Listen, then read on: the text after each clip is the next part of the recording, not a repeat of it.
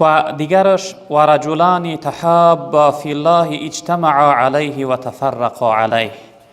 دو دوست، دو رفیقی که به خاطر خدا همدیگر را دوست می‌دارن، به خاطر خدا یک جای گشتگر میکنن، هم نشینی میکنن. مادر محترمه و دیگر شخصیت هایی که صدای ما را میشنوه، اون خونه که یعنی از اون دختر، یعنی از دختریش میبرایه، نه تنها اون فقط به خواب رفتن، اون پرده یعنی از بین دور میشه و خون میروه. اگر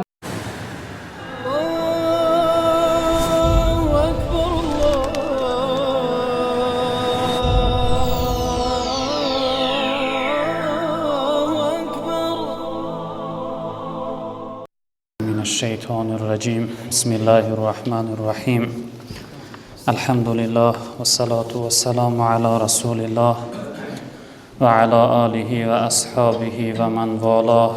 اما بعد، السلام علیکم و رحمت الله تعالی و برکاته. برادران عزیز، حاضران محترم، دوستان ارزشمند و گرامی قدر، شکر الله خوب و مهربان را که برای ما و شما این لحظه عبادت و بندگی را نصیب گرداند و خداوند ما را از همه نوع گناه و بدی و نافرمان برداری دور گرداند. این لحظه عبادت و بهترین لحظه حیات را برای همه شما تبریک و مبارکباد میگویم.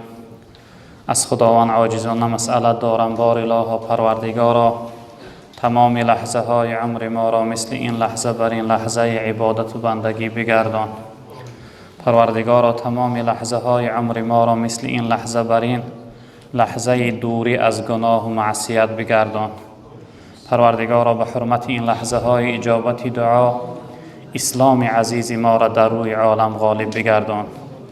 پروردگارا، دشمنهای اسلام را خار و زبون نیست و نابود بگردان. پروردگارا، حکم و قانون قرآن را در روی عالم حاکم بگردان. پروردگارا، خاتمه ما را به خیر بگردان. آمین یا رب العالمین.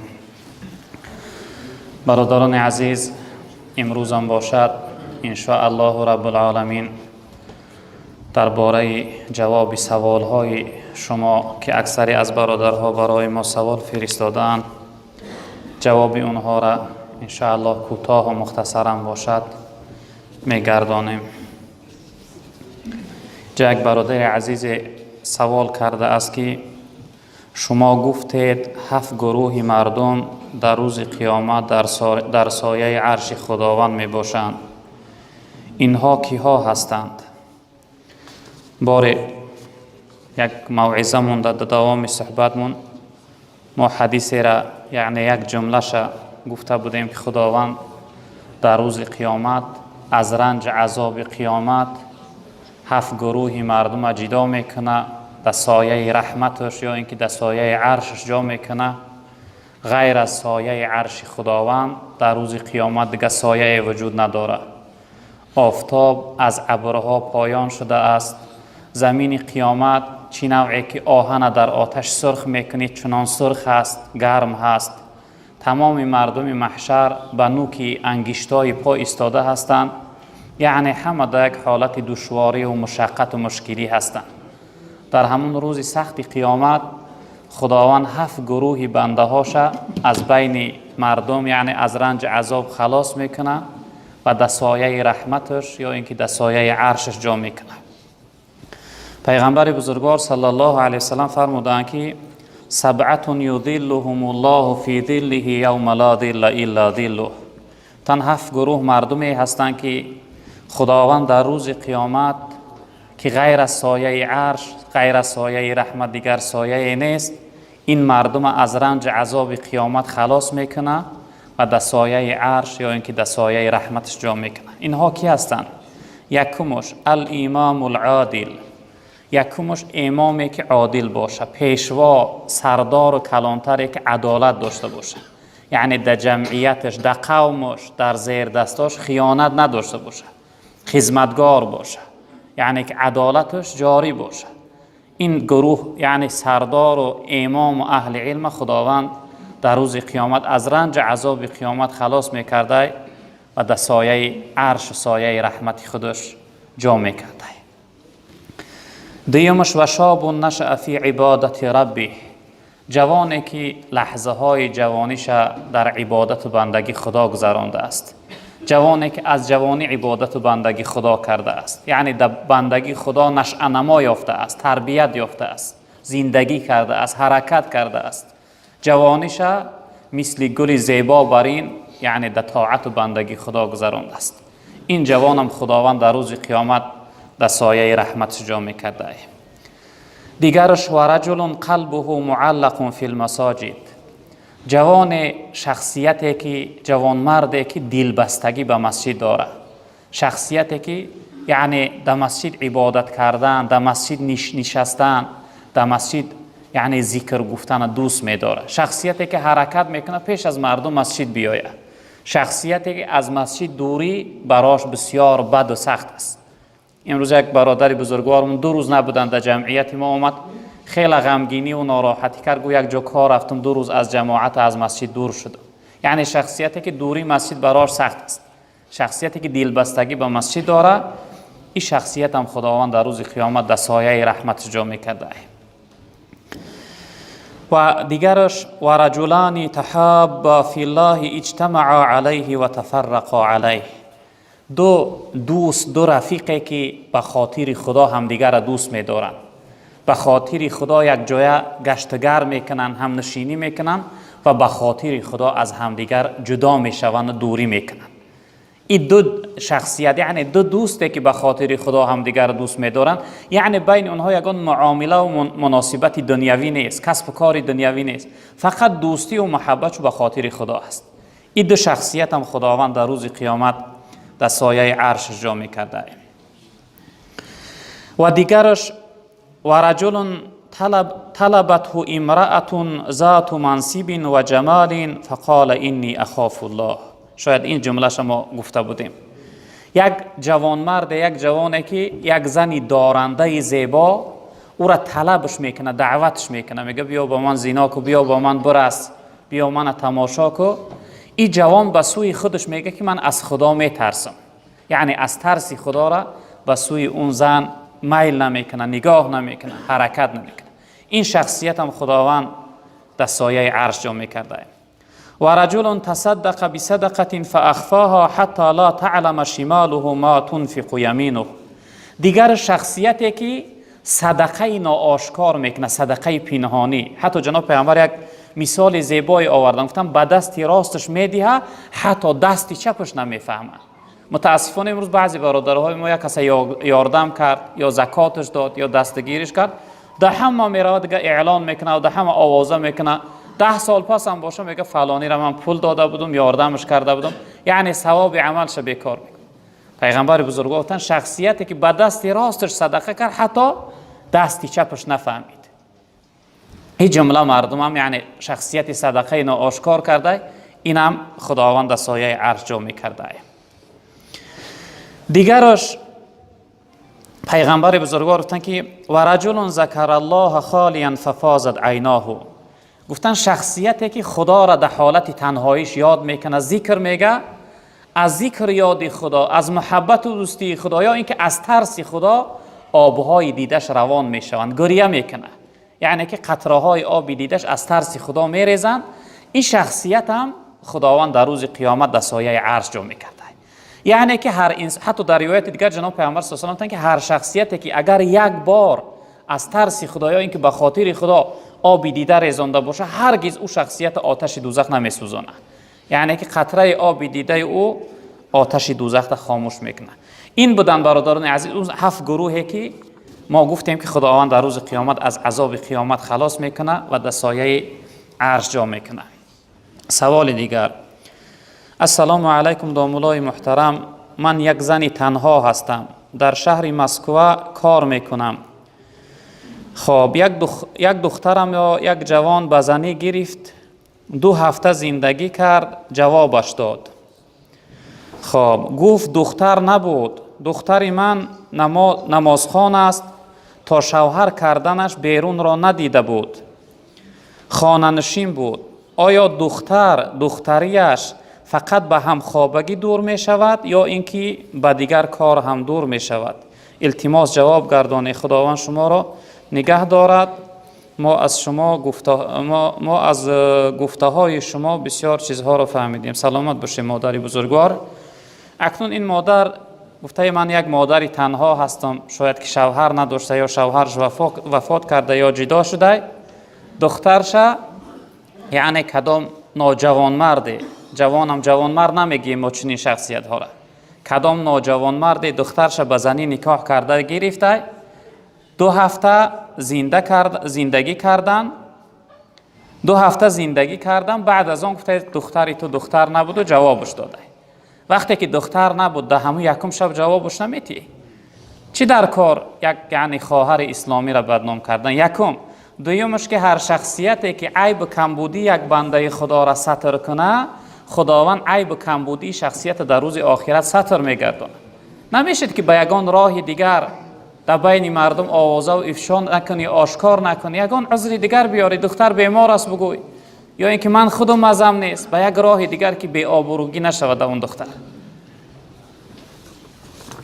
دیگرش سوال این مادر چنین است: آیا دخترها فقط به همخوابگی دور میشه یا اینکه به دیگرست؟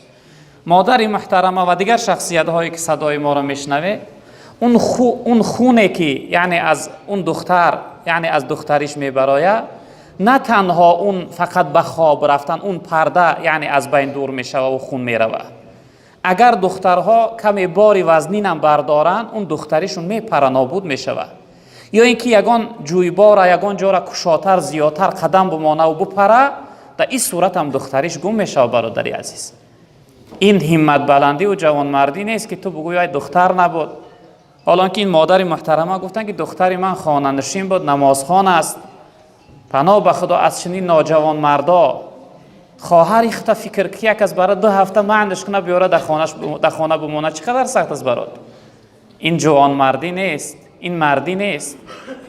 اگر بگذار دخترم نباشه، هم یک لحظه یک شب بوده است، ستر که عیب و کمبودیشه، خداوند عیب و کمبودی تر در قیامت ستر میکنه.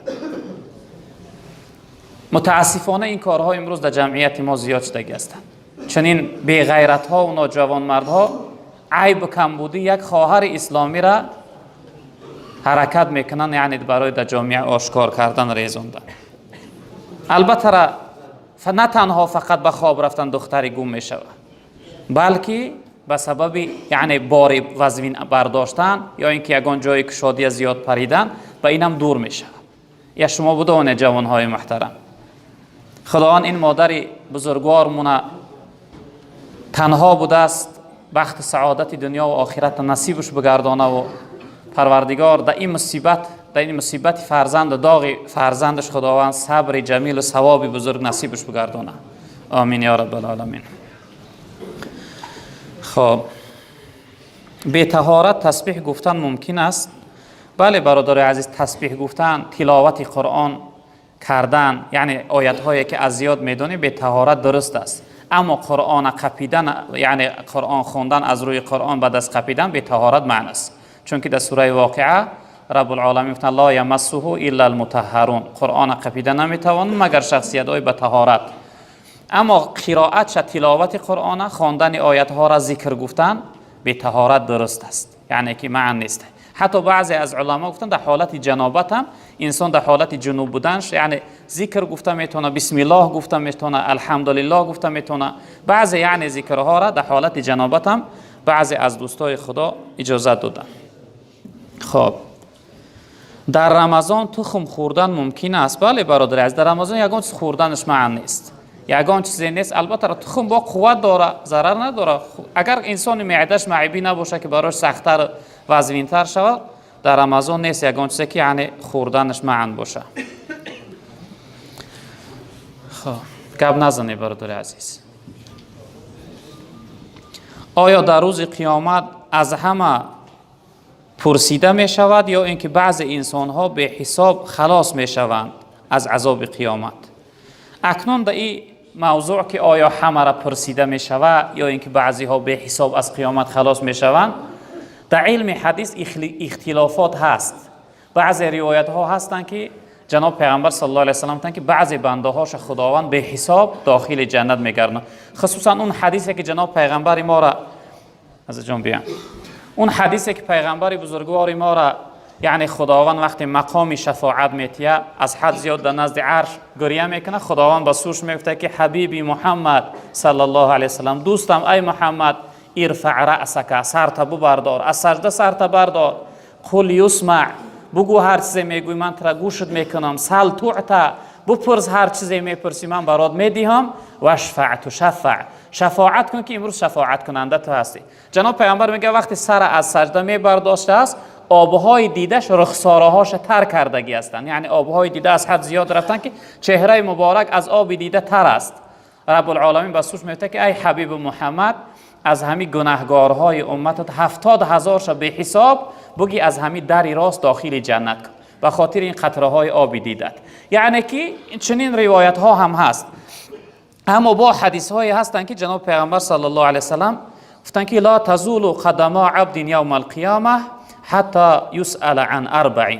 گفتن در روز قیامت هیچ شخصیتی نیست که یعنی از عذاب قیامت، از حساب قیامت خلاص شود تا اینکه 4 سوال جواب نگه. یعنی از تمام خاص عام خداوند از 4 چیز میپرسیده در روز قیامت.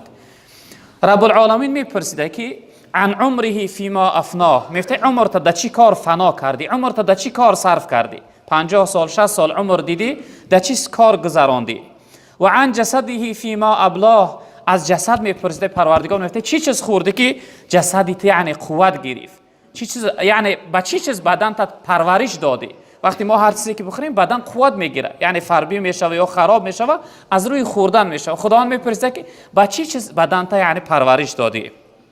خب و عن علمه ماذا عمل فیه، از علم میپرسید از خداوند، میفته علمی که داشتی به علم چی عمل کردی، یعنی میدونستی فلان کار گناه است فلان کار ثواب، کدامش کردی، از علم میپرسیده. در آخر میپرسید و عن ماله من این اکتسبه و فیما انفقه، خداوند میفته که مال تا از کجا به دست آوردی و در کجا صرف کردی. خصوصا شخصیت هایی که دارنده هسته، یعنی جواب شما 2 جواب داشته. یکم میپرسیده خداوند که از کجا مال پیدا کردی، از راه حلال یا اینکه از راه حرام. با میپرسیده که مالی که پیداش کردی در کجا صرفش کردی. پیغمبر بزرگوار گفت که از تمام خاص عام این 4 سوال پرسیده می شود. اکنون گفتیم که اختلاف روایت است. هست روایت هایی که بعضی انسان ها را خداوند به حساب داخل جنت میکنه، بعضی انسان ها را یعنی که میپرسه. خب السلام علیکم اکای داملا. خب شوهر من 2 زن گرفته است. من زید نیستم اما ما را خوب نگاه نمی کند. من مجبور شده ام در یک مگزین تاجیکا پالشویک کار در آمده ام. 3 فرزند دارم. آیا در اسلام من گناهگار می شوم برای کار کردن؟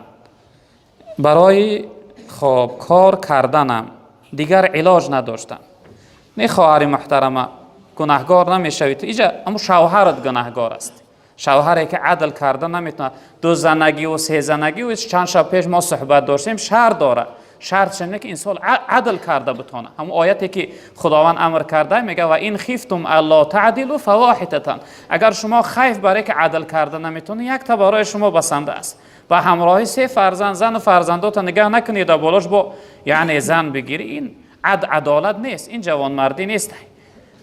فقط من اینجا یک حدیث برای شخصیت هایی که یعنی 2 زن میگیرن، یک زنشون نسبت به دیگر زنشون زیادتر نگاه میکنن و دیگر زن بی پرواگی میکنن، فقط یک روایتی را میخوانم. پیغمبر بزرگوار صلی الله علیه و سلم گفتن که من کان له امرأتان یمیل لاحداهما علی الاخرى جاء یوم القیامة احد شقیه مائل. هر شخصیتی که 2 زن دارد، نسبت به یک زنش زن دیگرش زیادتر و خوبتر نگاه بین میکند، نسبت به زن دیگرش بی‌پرواگی میکند. این زنش این شخصیت وقتی در روز قیامت در محضر خداوند خیزانده میشود، یک باری تنش شل هست، یک باری تنش از کار برآمدگی است. یعنی که در روز قیامت یک باری تنش یعنی از کار ماندگی و شل میخسته است. شخصیت 2 زنه که یعنی که نسبت به یک زنش زن دیگرش زیادتر نگاه بین میکنه و نسبت دیگر زنش به اهمیتی میکند. خب السلام علیکم دامولای عزیز.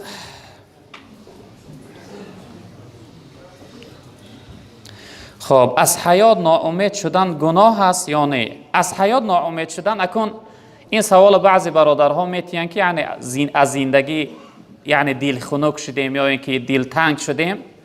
هر چیز اصل باید در قسمت انسان، در تقدیرات انسان میآید، باید راضی باشه.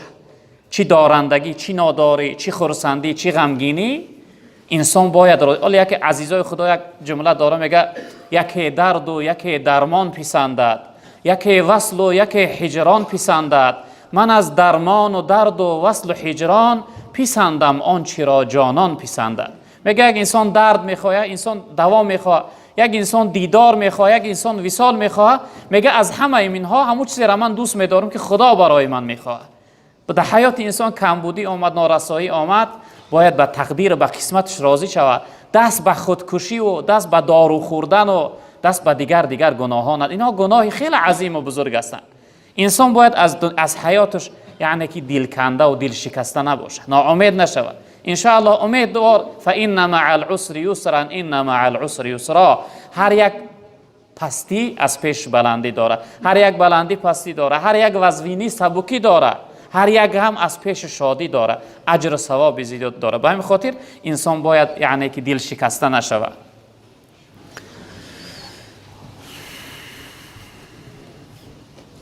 چی عمل را همیشه تکرار باید کرد؟ البته عبادت بندگی، ذکر یاد خدا. شخصیت آمد نزد پیغمبر بزرگوار صلی الله علیه و سلم، گفتن یا رسول الله، این عملهای شریعت خیلی زیاد هستند، برای من دشوار و مشکل است همه حفظ کردن، از خود کردن، عمل کردن. برای من یک چیزی بفرم که من او را به جا بیارم. پیغمبر بزرگوار صلی الله علیه و سلم گفتن که لا یزال لسانک رطبا عن ذکر الله. گفتن یگان لحظه زبان تا از ذکر خدا خوش نگردان. یعنی همیشه زبان تر به ذکر یاد خدا باشه، همیشه در زبانت ذکر یاد خدا باشه، همیشه مشغول در عبادت بندگی خدا باشه. خب داملا یک پاره قرآن را 30 بار خوانی درست است ختم می شود؟ بله برادر عزیز، یک پاره قرآن اگر 30 بار بخوانی ختم می شود که ثواب شد در حق یگان کس ببخشی. درست است.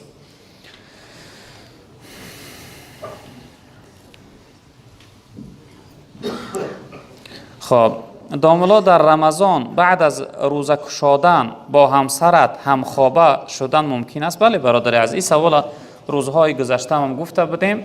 در شبهای رمضان خداوند اجازه دادگی است، میتونه که انسان همراهی همسرش همخوابگی کنه. السلام علیکم حضرت.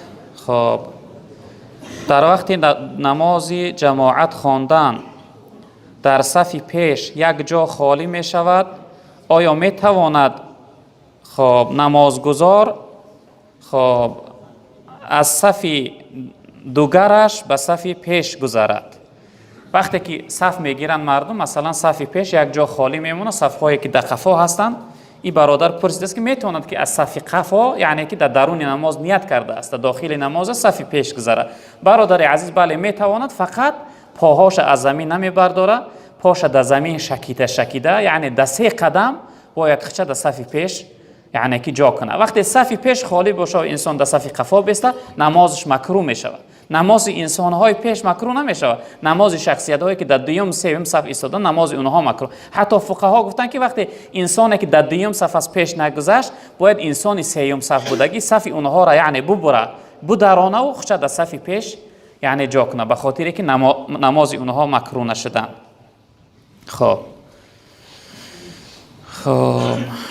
در وقت نماز خواندن یگان سوره را خطا بخوانی خب و سجده سهو به جای بیاری، دوباره نمازت را خوانی یا نه؟ نه برادر، از وقتی هم سجده سهو کردی، اصل به خطا کردن سوره سجده سهو واجب نمیشه. مثلا یگان جای آیت رو پرتایی یا یگان جوش اگر خطای معنوی نشه سجده سهو واجب نمیشه. اصل سجده سهو به ترک واجب، به تکرار واجب، به تأخیر واجب یا اینکه به تأخیر فرض می شود. یگان جای سوره را خطا کردی، اگر مثلا فرض کنید بعد از سوره الحمد 3 آیت خوانده باشی که خطا کردی، میتونی دیگه جستجو نکنی، الله اکبر بگوی و به رکوع بری. اما وقتی که سجده سهو کردی، با سجده سهو نمازت بود می شود. شرط نیست که ایسر نماز تا بخونی، چون که خداوند در قرآن امر کرده که لا تبطلوا اعمالکم، عملها تو باطل نکنه، بیکار نکنه. یعنی که به سبب سجده سهو عمل شما درست میشه. خب السلام علیکم دوملوی عزیز، من یکی از مخلصان همیشگی شما می باشم. بسیار خوب می شد که به این سوال من جواب می دادید. خب در وقتی نماز خواندن چشمها پوشیدگی درست است؟ نه برادر از در وقت نماز انسان چشمهاش رو بپوشه نمازش مکروه میشه. شب گذشته هم گفتیم که وقتی جای نماز یعنی در تاریکی باشه که سجدگاه نبینی، در این صورت هم مکروه است. یا اینکه انسان عاجز، انسانی که چشم بینا نداره، امامتش مکروه است، وای نمیتونه که امامتی کنه چون که وای نمیبینه. و همین خاطر انسانی که یعنی در بعضی شخصیت های هستن که چشمها را میپوشن نماز میخونن، چشم پوشیدگی نماز خواندن این مکروه است برادران عزیز. خب بعد پرسیدن منکر و نکیر، اگر انسان جهنمی باشد بعد روز قیامت عذاب شروع می شود یا پیش از روز قیامت؟ خب هر انسانی که جهنمی و گناهگار باشه وقتی انسان در قبر میمانند، البته انسانی که صالح باشه اون منکر و نکیر از سه چیز میپرسن: من ربک، ما دینک، من نبیک. ربی تو کی هست؟ دینی تو چی هست؟ پیغمبرت کی است؟ انسان صالح میگفته که ربی الله، ربی من الله هست، دینی الاسلام، نبی محمد صلی الله علیه وسلم. در روایت گفتن که صورت جناب پیغمبر میارن، میگن در حق این شخصیت شما چی گفتنی هست؟ آیا به این آشنا هست یا نه؟ البته انسان صالح جواب گفته میتونه. وقتی جواب گفته میتونسته با سوی او گفته میشه که نوم کنوم العروس، میفتن خواب را مثل خوابی عروس که در روز قیامت را دوست داشته شدت بیدار میکنه. عروس از سحر کشید یعنی شوهرش در حال بیدارش میکنه که بخیز که یعنی در خواب نمانی، بخیز که اکن شبهای اول از عیب نشوه گفته.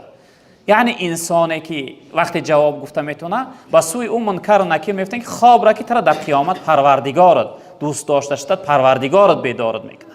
این انسان میفته که من اجازت بده برم اهل بیت ما خبر کنم که از جواب شما گذشتم، حالتم خوب است. با سوی گفته میشه نه، که برای تو دیگر اجازت نیست.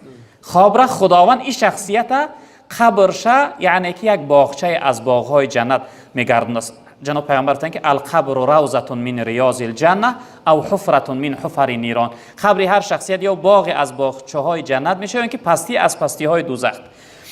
اما انسانی که گناهگار است و فاسق و منافق است، این شخصیت وقتی میپرسیدن من ربک، میفته لا ادری، ربت کس؟ میفته نمیدونم. اصل انسان پیش از اینکه در قبر میماننش، پیش از این خداوند همون منزل آخرت براش پیش از مردنش نمایان میکرده، نشان میداده که یعنی کجا رفته ایستاده. انسان صالح وقتی در تابوت میموندن میفته قدیمون زودتر و تیزتر ببرین، من محتاج جنازه شما نیستم. جنازه یک دعا هست در حق مرده، خداوند آخرت من آباد کرده است. اما انسانی بعد میفته که اخیرون آهسته تر ببریم به حالم رحم کنه که آخرت من عذاب است. انسانی که بد است وقتی میپرسیدن من ربک، میفته لا ادری، نمیدونم. یعنی که بعد برای او عذاب شروع میشد است. عذاب قبر، زبغه قبر در عقیده ما میخونیم، آشنای قبر از دو طرف با چنان جقیده نمیکرده که قبرگاه های انسان از همدیگر میگذشتن. یعنی که چقدر سخت قبر انسان میجقیده و عذاب قبر این حق است. ما در عقیده را میخونیم، اهل سنت و الجماعت در یگان تردید و یعنی ضدیتی ندارن. تا روز قیامت انسان صالح در راحت است. خداوند قبرش یک باغچه از باغهای جنت میکرده است. در بعض روایت آمده که 70 گز در 70 گز، یعنی یک گزش 70 سانتی متره. اگه 70 گزش چقدر شده حساب کنید خودتون، یعنی که 70 گز این جانبش 70 گز این جانبش. خداوند قبر انسان یک باغچه از باغهای جنت میکرده. در گوشه قبرش یک مهری میکشاده، بوی خوش جنت در دماغش میزده، تا روز قیامت در راحت خواب میرفته. اما انسانی بده تا روز قیامت حالش عذاب بوده. عذاب در قبر یعنی که شروع و سر میشه. خب آیا میتواند یک شخص دیگر را اگر در حقش خیانت کرده باشد، خب در وقت پرسیش در روز قیامت یک دیگر را ببخشند؟ خب بله برادر عزیز، چی در این دنیا باشه چی در آخرت باشه انسان حقی بخشش داره. در بالای هر انسان دو حق است، یکمش حق الله، دویمش حق العباد. پروردگار حقی چه میبخشه، غفور و رحیم است، بخشنده مهربان است. انسان اگر گردنی کج کنه و پشیمان شود، پیغمبر بزرگوار گفتن ان ندم و توبتون، پس همین پشیمانی از گناه خودش توبه هست، دیگه شر نیست به زبان گفتنی توبه. به همین دل پشیمان شد که چوه گناه کردم، چوه این کار کردم، خداوند انسان میبخشه. اما حقی که در بالای بنده خدا یک کس حقش خورده، خیانت کرده، دشنامش داده، آزارش داده، این را خداوند نمیبخشه. در روز قیامت اگر شخصیت از حقش بگذره، خداوند یعنی که عذاب نمیکنه میبره، نه که نگذره در قیامت بعد از اون اوجا حق گذاری به ثواب و گناه میشود. خداوند از ثوابهای انسانی که حق خورده است یا حق خیانت کرده، از ثوابهای میگرفتن برای شما میدادن. اگر این ثواب نداشته باشه، از گناههای یعنی او میگرفتن در بالای شما چیکار میکردن؟ در بالا صاحب حق وقت حقش خورده، ای گناهایی که صاحب حقش خورده میگرفتن در بالای شما ضم میکردن، بار میکردن.